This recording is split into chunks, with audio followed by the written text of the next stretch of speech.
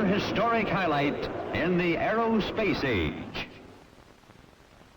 On July 4th, 1942, the first United States bomber attack was made on German-occupied territory. 12 Allied bombers, 6 of them manned by American crews, bombed 4 airdromes in Holland. Air power was decisive in the conquest of Germany and proved that aerospace superiority is the foundation for success in both air and ground offenses. Because of the airplane, military strategy and tactics were radically revised. Almost every military textbook had to be rewritten to reflect the ever-increasing capabilities of air power. As a result of this well-learned lesson, America is expanding its space research and development with the realization that aerospace power is peace power. Another historic highlight in the aerospace age.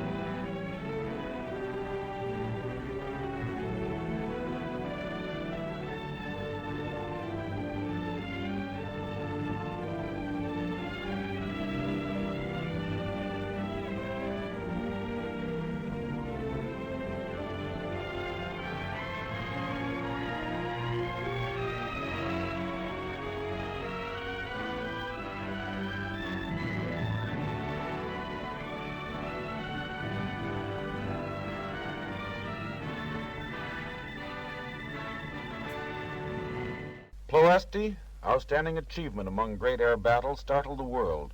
The Romanian target, rich in oil and source of 20% of the life's blood of Hitler's Wehrmacht, was assigned to the 2nd Division before the unit was a year old. For weeks, under the fierce African sun and a wind that scored engines with fine grains of sand, the Liberator crews had worked to perfect the details of this mammoth task. On August 1st, 1943, 5 groups of B-24s were over Ploesti. They go through an inferno. Scudding above the trees, Liberators attack at a height little more than the oil refinery smokestacks. At point-blank range, they meet a deadly fire from small arms to large-caliber anti-aircraft guns. Right through the dense smoke and flames roar the bombers, their delayed-action bombs scoring one after another. The cost is high, but the mission, vitally important to Allied strategy, is accomplished in a paralyzing blow dealt the enemy. Ploesti provided the Germans with more than 1/5 of the oil needed to keep their war machine going full speed. This raid was one of the heaviest individual blows delivered against the contracting ring of steel around Hitler's empire. Every man who took part in that mission qualified as a hero. Awards recognized that, as Ploesti bred 4 men for the nation's highest decoration, the Congressional Medal of Honor. They were Colonel Leon W. Johnson of Moline, Kansas, Lieutenant Colonel Addison E. Baker of Akron, Ohio, Major John L. Jerstad of Racine, Wisconsin, and Second Lieutenant Lloyd H. Hughes of Corpus Christi, Texas. Hughes' courage was typical of all the men who flew that day. Flying in the last formation into the target, Hughes' plane was hit by flak. Gasoline streamed back over the wing and fuselage. Disregarding the long grassy plain beneath him, Hughes chose to continue on over the target rather than make a forced landing. Flying through the leaping columns of flames, the gasoline-soaked bomber dropped its explosives and emerged blazing. The pilot then attempted to land.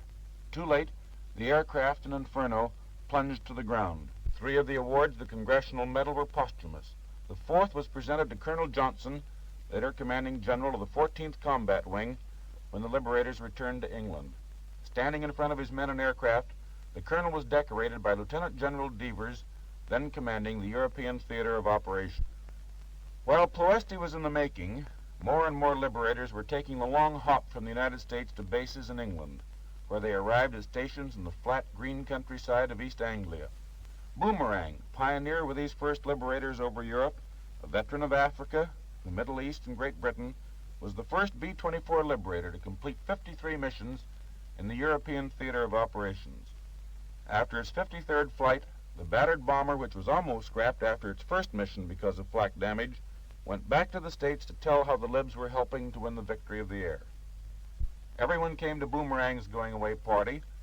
There's the 2nd Division's former commanding general, General James P. Hodges, with group and wing commanders. Shaking hands with the pilot, the general and his staff, and the maintenance and combat crews pay homage to this bomber. Boomerang was never a plane to pick easy missions. Flying solo over Ploesti, she came back with corn stalks clinging to the bomb bay doors. Almost ready to go, Boomerang is covered nose to tail with names and messages of goodwill from its old friends and greetings to ground crews at air bases in the States. Now the engines turn over.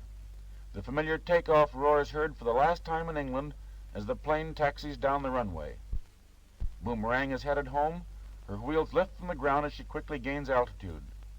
Does a 360 for one last goodbye, giving the base an airman's farewell before sweeping off into the west, homeward bound. An announcement in October of 1942 tells the Liberator men they are now the 2nd Bombardment Wing, early predecessor of the 2nd Air Division. The announcement had hardly been made when the major part of the 93rd was ordered to Africa on what was to be a detached service for 10 days. Before they returned again to England, however, what came to be known as the First African Expedition had lengthened the 10 days to 3 months.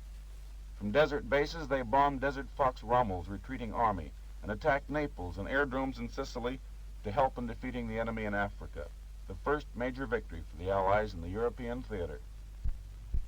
The Liberators that had been left behind in England had not been inactive during that period. With the submarine menace threatening to cut the vital Atlantic lifelines, bombing of sub-buildings and repairing facilities was a top priority on the 8th Air Force's list. Time after time, the Libs went to Brest, Lorient, to La Police and Saint-Nazaire to hit the undersea boats in their lairs. January 1943, and the first American bombing of Germany itself, with the Libs and forts leaving the great U-boat yards at Wilhelmshaven ablaze despite 50 Jerry fighters and plenty of flak. Over the continent waits the Luftwaffe, deadly opponents in a sky still strange to friendly fighters. The crack units of the German Air Force, including the Abbeville Kids, JG-26, that expert group of Jerry fighter pilots are always up and ready to intercept the bombers, daring to fly unescorted over Nazi-held Europe. With replacements of aircraft and crews coming in a thin trickle, losses to the then few Liberators were a devastating blow. Only the courage and determination of the combat crews and the hard work and long hours of the ground personnel kept the tiny force going until the acceptance of daylight precision bombing at the Casablanca Conference started replacements coming in an ever-increasing stream. Vegasoc, Antwerp, Brest, and other continental ports feel the weight of Allied bombs as the Liberators and fortresses bore through the enemy defense. Spring of 1943, and Kiel's shipbuilding yards were the target. In a 6-hour flight, the 44th Group took part with the Flying Forts in one of the biggest and most vicious battles in the history of the 8th Air Force. Carrying the first incendiaries to be hauled in a bombing attack by this Air Force, the Libs were forced to continue their bombing run past the dropping point for the forts because of the nature of their load. During this extended bomb run, 120 enemy fighters, both single and twin-engine, stabbed at the Libs from every quarter. The Liberator crews were aware of the great importance of these sub-producing yards, and despite one after another of their numbers exploding or slipping away, fought their way through and showered their 100 and 500-pound clusters of incendiaries over the area. When the final count had been made, 6 of the small force of Liberators were gone, but in return the enemy had lost 23 fighters confirmed and 13 more probables, while 5 miles below smoke and flame testified to the havoc wreaked on the ground. For their part in that great battle, the 44th was awarded the Blue Badge to the War Department Distinguished Unit Citation. They later received a cluster when they, with the 93rd and 389th, were honored for Ploesti. While the main force of Liberators were in Africa, the 2nd Bombardment Wing was joined by another group, the 392nd. Shortly thereafter, the wing became the 2nd Bombardment Division, and group after group came overseas. On the full roster of 2nd Division's units were the 445th, 446th, 448th, 489th, 453rd, 457th, 446th, 467th, 491st, and the 492nd. Deeper and deeper fly the Liberators, as the number of aircraft on each mission grows steadily larger. Munster, Solingen, Ludwigshafen, Bremen, Kiel, all these are familiar targets. And then suddenly Danzig, Norway, and southern France all come under the bomb sights of the B-24s. Emden, Germany, the 27th of September 1943, brought a change in heavy bomber procedure. Cloud layers that completely covered German targets wasted innumerable days in the winter bombing season, scrubbing or causing missions to be abandoned even after the planes were in the air. The mission to Emden altered that. As a result of experiments carried out by Liberator squadrons, targets were bombed successfully by instruments through 10/10 cloud cover. The day before Christmas of '43, a new element entered the target material for the heavy bombers. Oddly shaped construction jobs just across the channel are revealed as the threatened pilotless bomb sites, and air bombardment is called on to destroy as many as possible. The Liberators made more than 50 missions to the Pas de Calais, and the heavy bombers were credited with effectively delaying the launching of the first buzz bomb and drastically reducing the number finally hurled against England. The Battle of Gotha was won by the 2nd Division during the week of the 8th Air Force's blitz on Germany's aircraft factories in February of 1944. For more than 2.5 hours, the Liberators of the 2nd Division fought their way through a hell of bullets, shells, and bombs. Desperately, the German fighters, nearly 150 of them, tried to halt the task force. They called on every trick, raking the Liberators with machine gun and cannon fire, diving to within 50 yards of the formation in suicidal attacks, even air-to-air bombs in their attempts to break up the formation. The bombs went down right on the target, flattened nearly every building of the powerful Gotha Wagenfabrik plant, producer of a third of Germany's twin-engine aircraft. The Nazis lost 76 planes that day. One B-24 group lost 13, another 7. Losses were high, but Gotha, monument to the courage, persistence, and tenacity of the purpose of the 2nd Division's men, never recovered. On D-Day, the skies were almost clear of opposition, a tribute to the masterful job of precision bombing during that week of blitz in February 1944. For their achievements on this mission, the 392nd and the 445th Bomb Groups were awarded the Distinguished Unit Citation. High spots of the spring campaign, which saw the Libs hit airfields, aircraft works, oil refineries, and other strategic targets in Germany and occupied Germany, were several of the missions to Big B, Berlin, the first of which took place on March 4th. In May there came a decided change in the targets. With the German production severely curtailed as a result of Allied bombing, the Libs, along with the 8th Air Force fortresses, switched to strikes on tactical targets, gun positions on the French coast, railway yards and junctions, bridges and airfields were hit to hamper the German defenses in the coming invasion of Europe. D-Day, Day of Achievement, that day for which the freedom-loving people of the world had waited for so long. 4 times on June 6th, the 2nd Division Liberators take to the air to fly over the bridge of boats put across the channel for the invading forces. The first time they pound beach defenses, a few hundred yards ahead of the invaders, hitting the beaches and assault boats. The rest of the day they devote to blasting communications behind the beachheads, railroads, bridges, and road junctions. The Luftwaffe put up practically no opposition that day, a tribute to the bombing by the 8th Air Force Libs and forts of Germany's aircraft industry and Air Force installations. After D-Day, losses began to decrease. The Luftwaffe showed up less and less often for combat. Gunners of the division downed an occasional jet-propelled enemy fighter, but the enemy reserved his force for sporadic attacks on straggling squadrons or flights separated from the main formation. B-24 still failed to return, but the rapidly clearing area of liberated France provided airfields for emergency landings and safety for crews forced to bail out. Flak gradually disappeared until an airman returning from Brunswick was able to report only 6 bursts out of range from that once bristling city. Vivid memories of Ploesti loom up again with the low-level supply mission to our airborne army in Holland in September 1944. Loaded with ammunition, equipment, and medical supplies for the 1st Allied Airborne Army, the Liberators fly across the Netherlands at midday. Dodging church steeples, they have the unique experience of welcome from the long-oppressed people as they are waved on to their objective. Small arms fire from German forces caused many wounds, but failed to halt the delivery of cargo to the waiting infantrymen at Arnhem and Nijmegen. Now, as the ground forces rolled back the enemy, the Libs were back again in strategic bombing, with the emphasis on shutting off Germany's oil supply, without which the Wehrmacht cannot move. And when the Allies reached the Siegfried Line, the Libs were there, too. Cologne, where many railroad lines converge, was bombed again and again. So were the other rail centers of western Germany, Koblenz, Karlsruhe, and Kassel. The fortress at Metz was hit in a successful move to ease the path for the tanks and infantry advancing on the city. Even with the enemy being crowded from both sides farther and farther back into his own country, there was still work for the Liberators to do. After the record-breaking blow behind Rundstedt's lines on December 24th, the Liberators continued for days to hit German communications along the Western Front, and wherever German industry reared its head, there was another target for the B-24s. On March 24th, the Liberators were assigned the task of dropping supplies to our troops crossing the Rhine. Another low-altitude mission, this one the jumping-off point for the final campaign. Trucks arrived at the 392nd Bomb Group with supplies to be loaded in the Libs.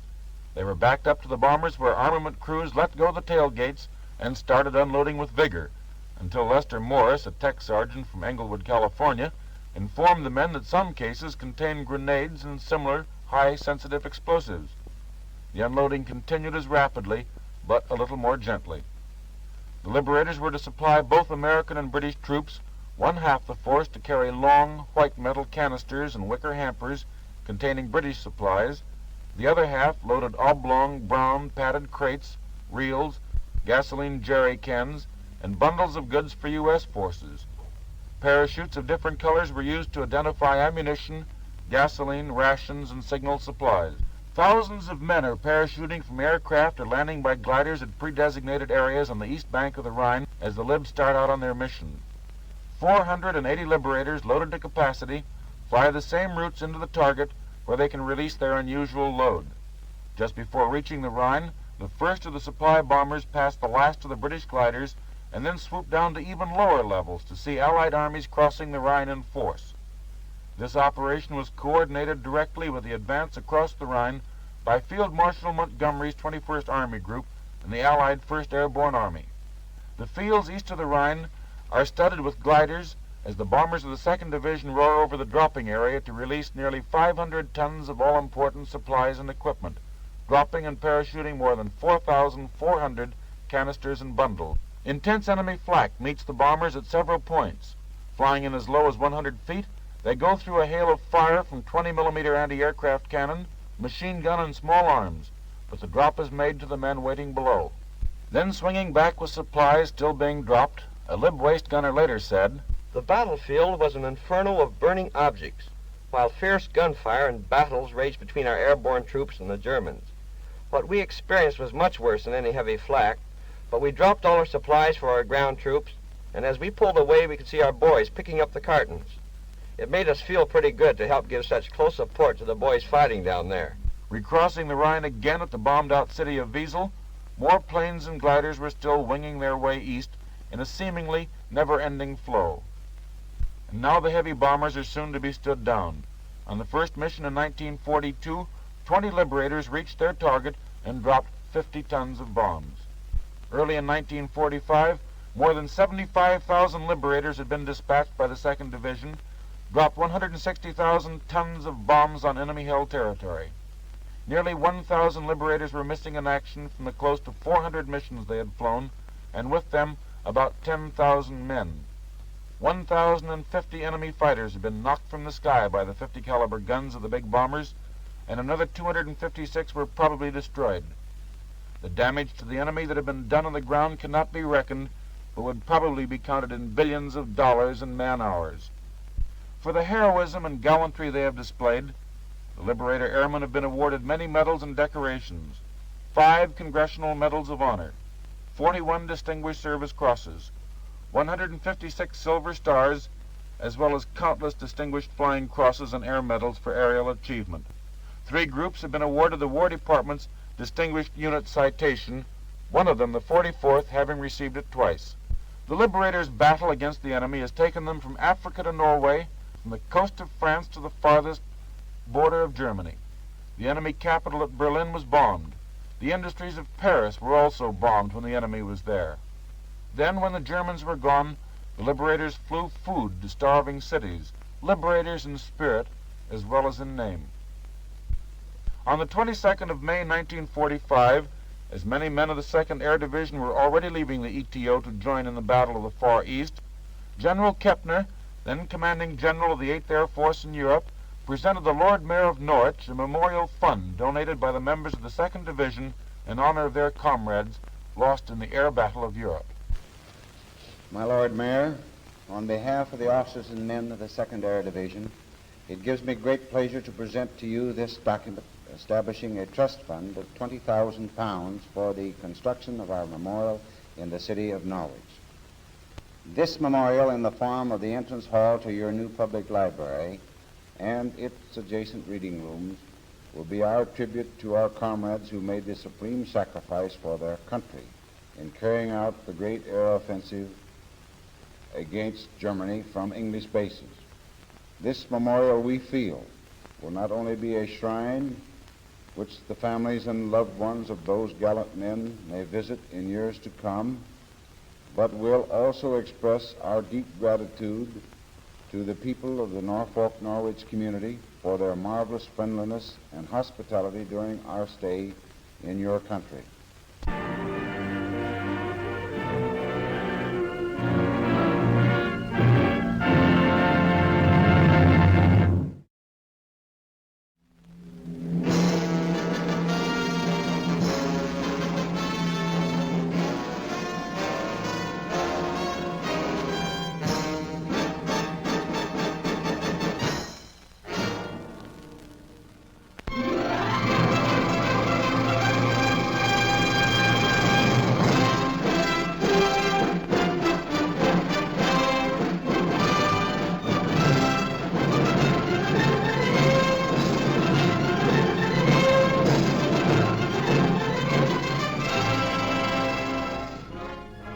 This is the story of an American air operation.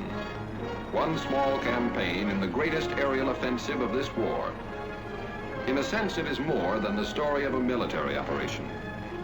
These planes, high in the skies over Germany, were a symbol of the unshakable unity of the Allies in their determination to fight together until victory and peace had been achieved.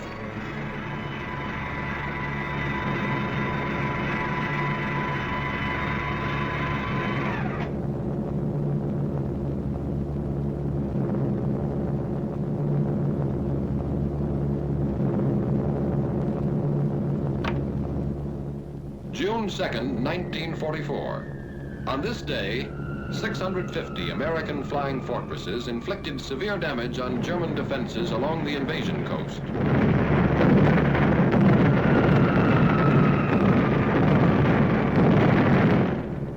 Farther north, 300 American Liberators bombed military installations in German-occupied northwestern Europe.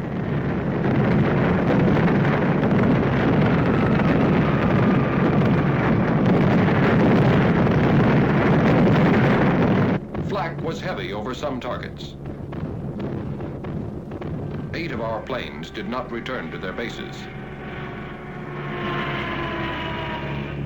On this same day, June 2nd, 1944, a task force of 150 flying fortresses, escorted by 70 fighter planes, attacked railroad and marshalling yards at Debrecen, Hungary.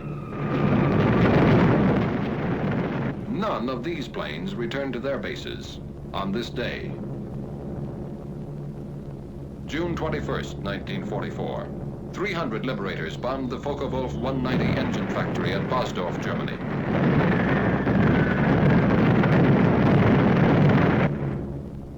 An hour later, 800 flying fortresses attacked targets at Berlin, Germany. Damage was inflicted on railway stations, freight yards, and factories. Bombs were also dropped on the ministries of war and propaganda, as well as Gestapo headquarters. Over all these targets, flak was intense and accurate. Interception strong and determined.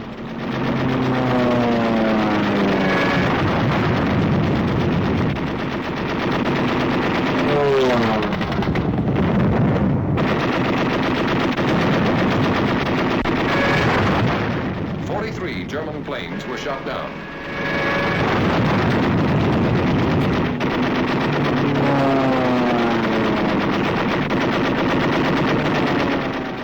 Eight of our own planes did not return to their bases. And on this same day, at about the same time, 155 flying fortresses, escorted by fighters, bombed synthetic oil plants and refineries at Ruhland, 70 miles east of Leipzig, Germany.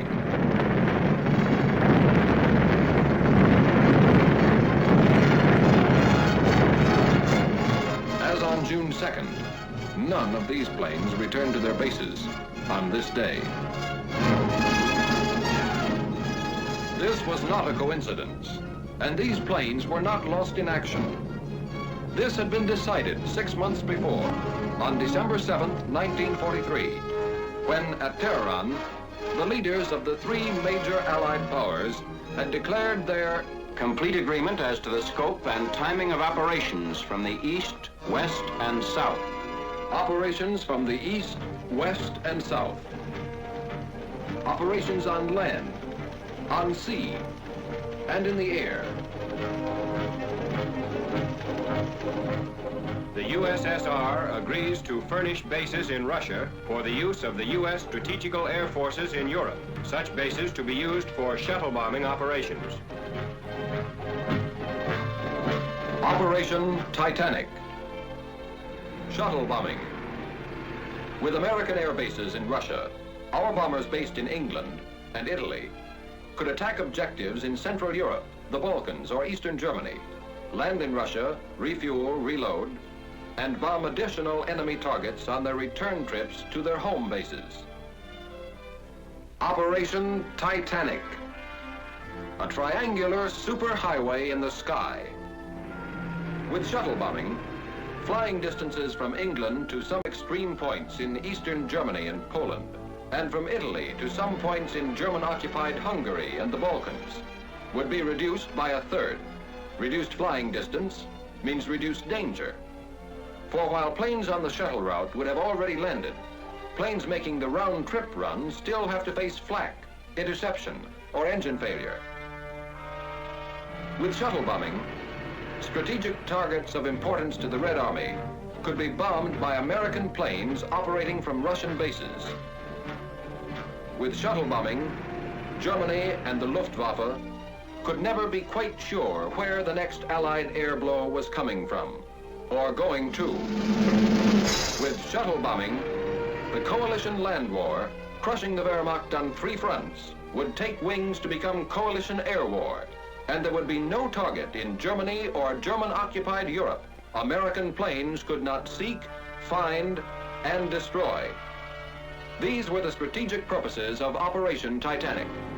The task of achieving these purposes was assigned to Lieutenant General Carl A. Spaatz, Commanding General of the United States Strategic Air Forces in Europe, and became the responsibility of Major General Frederick L. Anderson, Deputy Commanding General for Operations. In 4 months, the new bases were to be selected, constructed, supplied, staffed, and ready for use. A problem in men, materiel, space, time, and secrecy, requiring food, gasoline, bombs, ammunition, trucks, jeeps, steel matting, and more than 20,000 tons of other equipment, to be shipped by convoy from Liverpool and other British ports through the North Atlantic and Arctic Oceans. 2,000 miles of submarine-infested waters.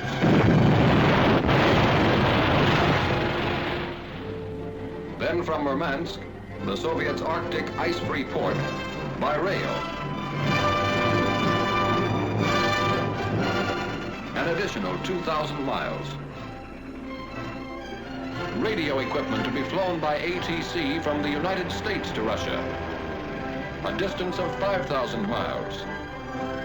Oil and more gasoline by tank car from Iran and British surplus stocks in the Middle East, 3,000 miles. a task force of expert ground crews transported from the United Kingdom to Cairo through the South Atlantic and the Mediterranean, by rail from Egypt to Palestine, by motor convoy through the Holy Land and Iraq, then up and over the snow-covered mountains of northern Persia to the southernmost end of the Russian Trans-Caucasian Railroad at Tabriz.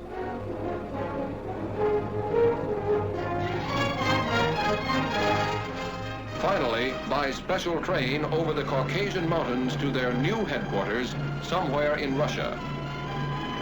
A secret journey of more than 7,000 miles. By the end of 4 months, the bases were ready.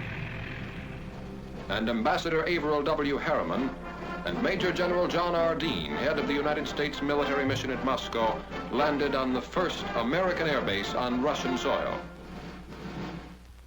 Now, with preparation and organization completed, the task of transforming theory into reality was assigned to the 8th American Air Force, based somewhere in England, and the 15th Air Force, based somewhere in Italy.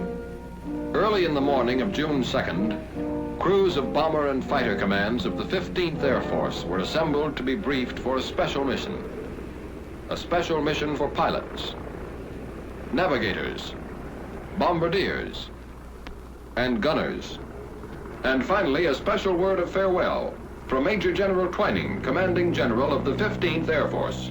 I do not have to impress you with the importance of this mission to the Russian bases. I'm sure you are fully aware of this important event. I would like to mention one thing about which you must be very particular. That is your conduct while at these Russian bases. Be soldierly and neat at all times. The Russian is a fine soldier who appreciates results and one who does not understand big talk. Wish you the best of luck. Goodbye.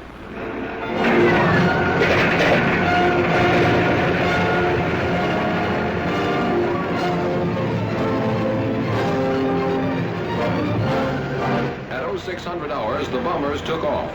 With Lieutenant General Ira C. Aker, Commanding General of the Mediterranean Allied Air Forces, in personal command of the task force, the fortresses left the ground with clockwork precision. 1 fort every 30 seconds.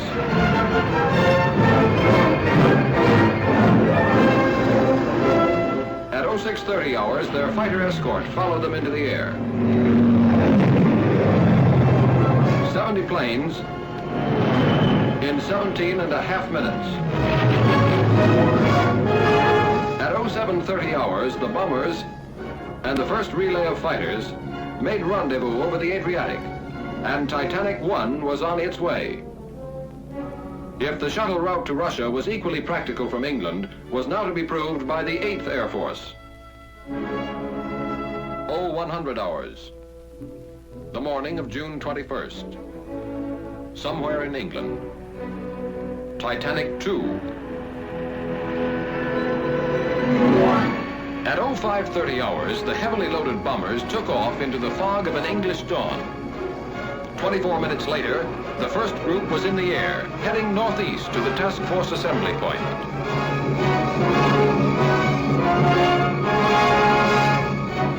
At 0800 hours, 2 by 2, the last relay of fighters left the ground.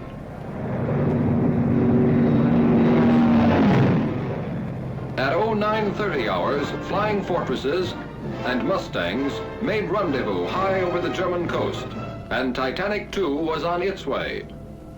At 1200 hours, it dropped its bombs on the Ruland oil fields and continued to its new bases somewhere in Russia. That is why on June 2nd, and again on June 21st, American planes did not return to their bases somewhere in Italy or England. For on each of those days, their mission was still unfinished. In a sense, it had only begun.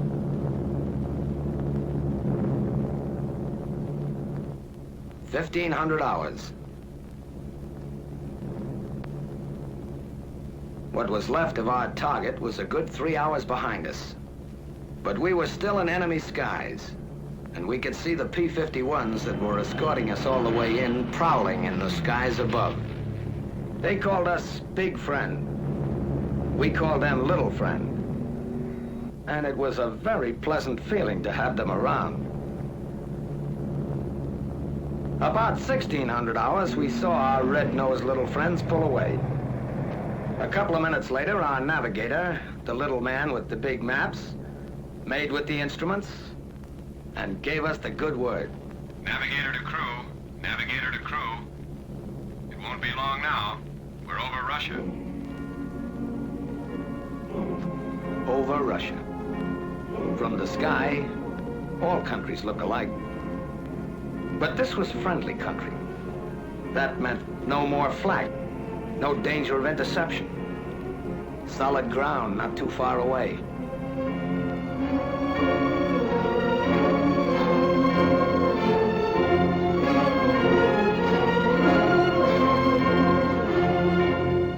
It meant a new country, a new people. Allies we'd heard about, read about, but never seen. How do you get along with people you can't even talk to? Would we like them? Would they like us?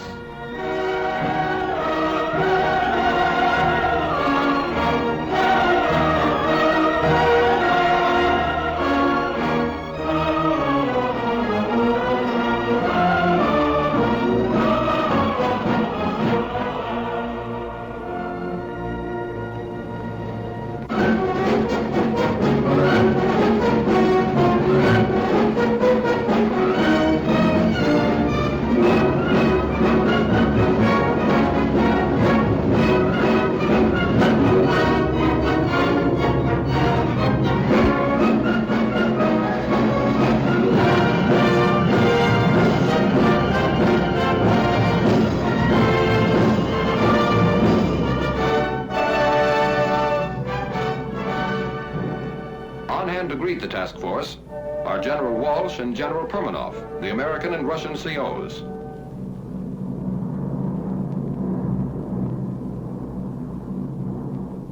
Coming in, Base X looked like any other American airfield. Neat rows of GI tents. Runways dotted with B-17s. Ground crews at the edge of the field, their faces to the sky. One difference, though, the ruins all around the base.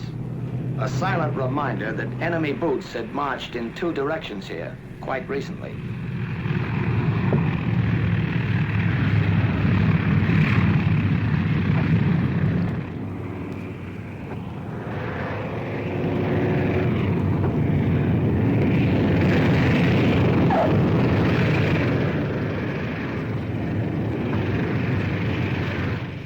Follow each other down, a third of a world away from home.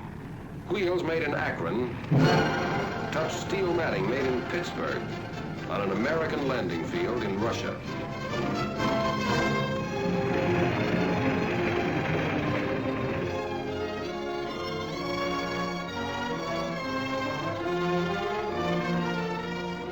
Gower, Messick, Ostrander, Zafak, Malone, Schultz, Badowski, Travers, McGee, Stanley, Rudenstein, Betts.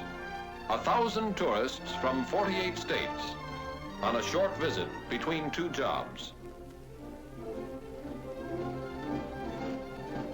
Tense moment in international relations. Ivan Ivanovich meets fearless Fosdick. A handshake says, "Hello, very glad to see you," in any language. And General Permanoff makes it official. I welcome you as fighting allies. Together we'll fight to victory. I wish you the best of luck in combat and a safe return home. After that, there was another important ceremony. Short snorter bills. If we didn't get those signed, the flight would have been illegal. Whenever flyers meet, they talk shop, even when they can't understand each other. That's when sign language came in handy. And it seemed to work at that. Some Russian whacks, officers, and enlisted women were on the welcoming committee, too. It would have been nice to sort of pursue the subject further, but there was work to be done. Interrogation, the reports and odds and ends of information that lay the groundwork for future operations. Interrogation is held in the open by courtesy of retreating German troops. Did you meet any fighter opposition? Yes. All right. How many fighters did you see? I said about 15. About 15? Yeah, good. With interrogation over, the men head for the tents, which will be their home as long as they remain in Russia. The first half of the mission is ended. The second half has already begun.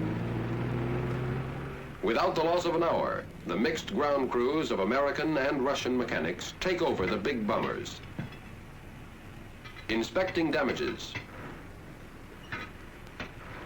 Checking engines. Repairing equipment. Getting the fortresses ready for another trip.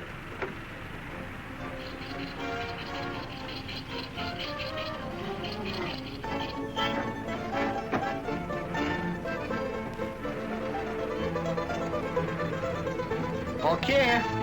Spasiba. Kuchnia. Kuchnia stands for kitchen. Kitchen stands for chow. And even in Russia, you stand in line for it. On KP duty, Katya, Manya, and Olga. Not Buck or Eddie or Pete, but soldiers too. And darn good cooks to boot, who cooked and served our supper. Hutch. Pajolista. K-ration, with a Russian accent. And spam a la Stroganoff. The coffee was hot. That's about all you could say for it. The name was Mashenka. Back at the field, the ground crews stayed with the bombers as long as there was light, making sure that nothing happened that shouldn't when the B-17s went up again. 2100 hours, 9 in the evening, somewhere in Russia. It's noon in Leominster, Massachusetts, lunchtime.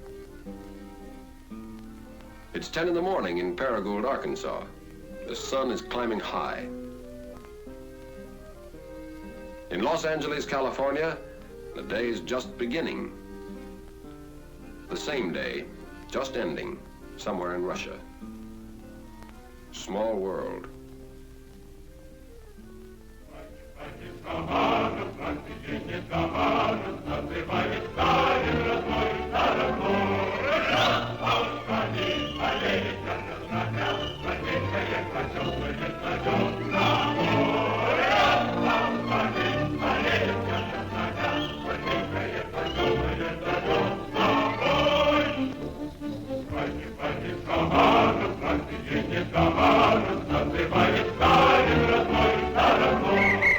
Another day, just beginning, somewhere in Russia.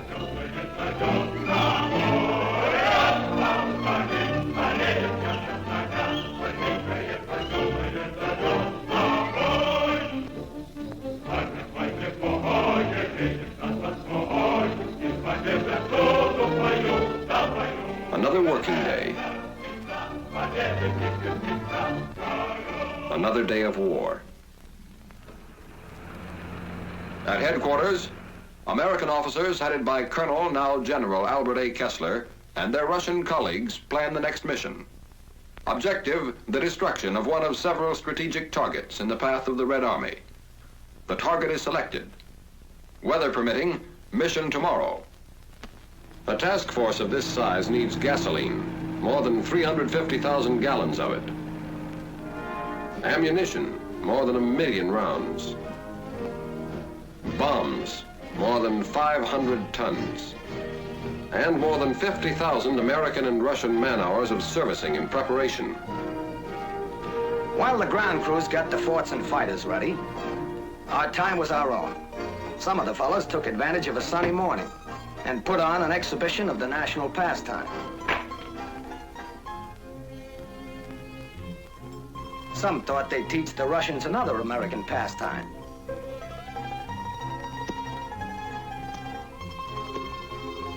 And learned that others had taught too well before them. Some tried to bridge the distance home. To let the folks know their wandering boy was somewhere in Russia last night. Some of us, over lunch of borscht and kasha, talked over tricks of the trade with the Russian fighter pilots, whose small, fast yaks are part of the field's defenses, constantly on the alert. Some tried to preserve the more exotic aspects of Base X, like the American nurses that are stationed there, perfectly at home abroad. Some discussed with the Russians current events, literature, Yeah. sports, Like that? Yeah. and art. Это хорошо. Это дело другое. Some moseyed over to a nearby pasture and found out that milking a cow in Russia is no different than it is in Iowa. And some of us, explorers at heart, decided to see Russia.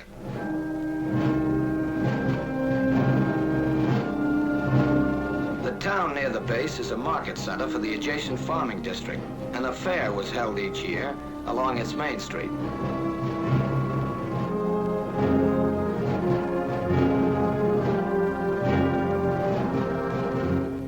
The factory section. Principal industry, the manufacture of leather goods. The Ukrainian Museum, well known for its collection of historical treasures and valuable objects of art. The grave of the famous Ukrainian writer Korolenko, and his home. The population of the town, 130,000 at the last census, has varied in recent years, and there has been a certain decline in the number of children of school age. Those who have remained, or who have returned from the interior, have recently developed a fondness for an American import known as chvachka. Translation, gum. On the way back to the base, a few miles from the town, there's a monument to a Russian victory over an invading army 200 years ago.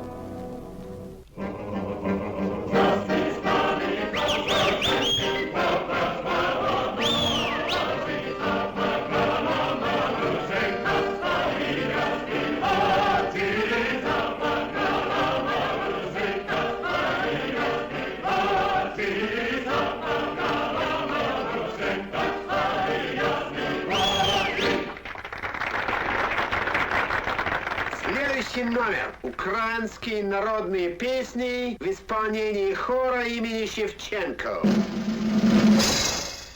Next number. Ukrainian folk songs by the Shevchenko Choir.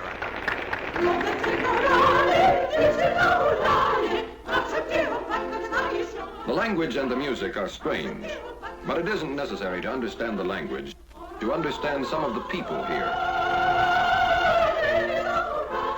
The show marks the beginning of the end of this American visit to Russia. Most of the men are already looking back, remembering.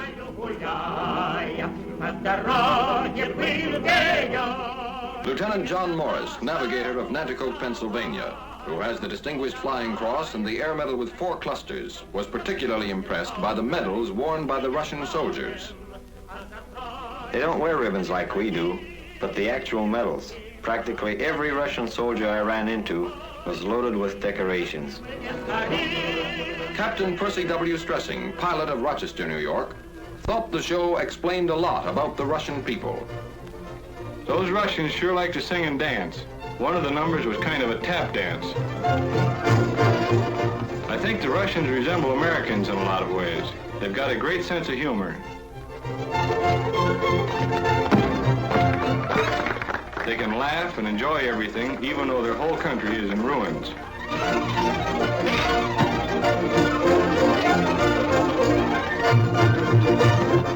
Major Samuel Davis, command pilot of Boston, Massachusetts. It was good to relax and listen to music and laugh, but you could never forget there was a war on here. Most everybody was in uniform, men, women, even children. I saw a lot of kids who'd been through plenty of action. Some of them who had medals to prove it couldn't have been more than 10 or 12 years old. One of the other fellows told me he ran into one kid who'd been a sniper with the guerrillas and had 21 notches on his rifle butt. A sniper with the guerrillas at his age. Technical Sergeant Louis Zerlnik, engineer gunner of Brooklyn, New York, spent a lot of time with the Russian ground crews. Some of the men to show, and quite a few around the base too, have been wounded as much as 3 or 4 times. They were working on the base for a rest before going back into combat. Those Russians sure have funny ideas about resting. Staff Sergeant John E. Gagan, tail gunner of Paterson, New Jersey. The show was pretty good. As far as I could see, everybody liked it, including General Aker. He was sitting in the first row with General Permanov or something like that, the Russian base commander. Lieutenant John McKenzie, bombardier of Paragould, Arkansas. Something I'll remember for a long time were the Russian kids. You got the feeling some of them never had a childhood. They had such old faces. They were pretty shy, most of them, but they seemed to like us.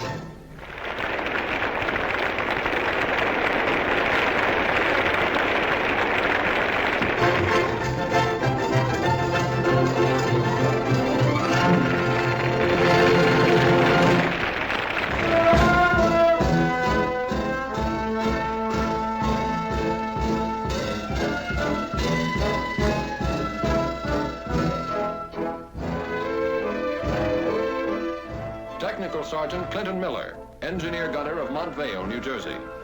The Russians like their dance music slow and sentimental, mostly waltzes. The girls do all kinds of jobs around the base, and they work very hard. Their clothes are plain and neat. They don't use makeup as a rule, but some of them wear lipstick. I remember one girl who was in charge of an ACAC crew. She had 12 enemy planes to her credit. Staff Sergeant Donald Craw, tail gunner of Stratford, Connecticut. The music at the dance is on the corny side, but the girls are nice. I met a girl from Leningrad whose father was a general. She taught me some Russian words, and I taught her some American slang. It didn't take long before I was saying, "Horror-shaw," and she was saying, "Okay, bud."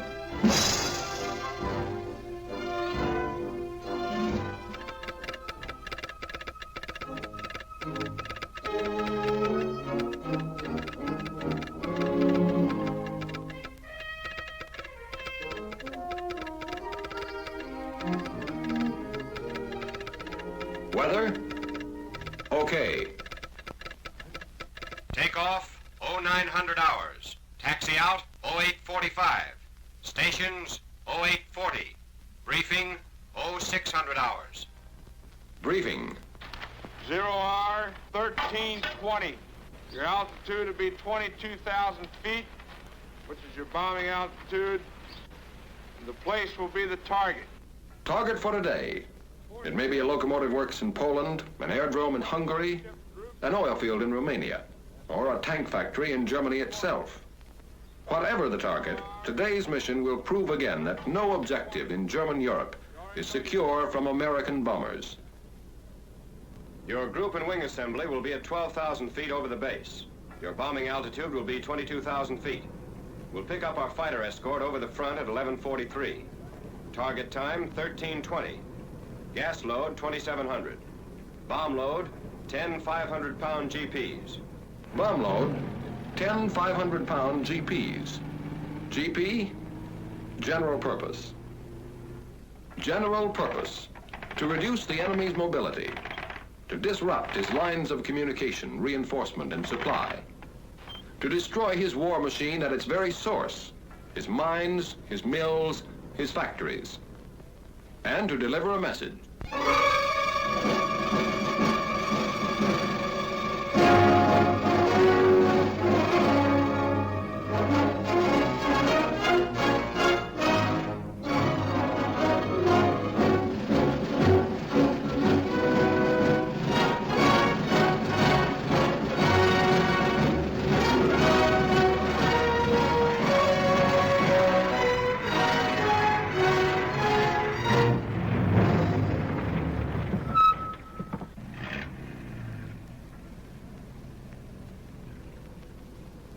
До свидания и счастливый путь.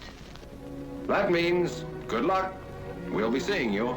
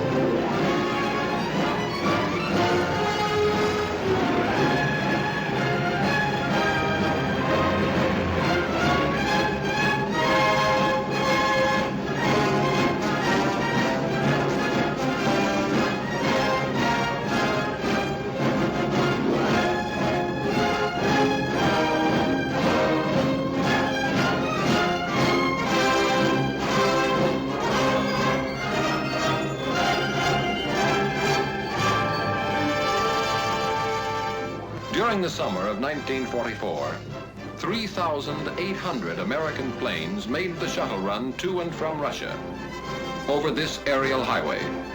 In less than 4 months, 24 targets in Germany and German-held territories, some never before within effective range of our bombers, felt the lash of American air power, striking against railway centers and marshalling yards at Debrecen and Szolnok, Hungary, Bucharest, and Ered, Romania, and Béziers, France, against aerodromes at Galați, Foxani, Buzău, and Zelestia, Romania, Mielec, Poland, Kecskemés, Hungary, and Toulouse, France, against oil fields and refineries at Rulan, Germany, Drohobych, and Tercovina, Poland, Budapest, Hungary, and Ploiesti, Romania, against armament plants and aircraft factories at Gdynia, Poland, Miskolc,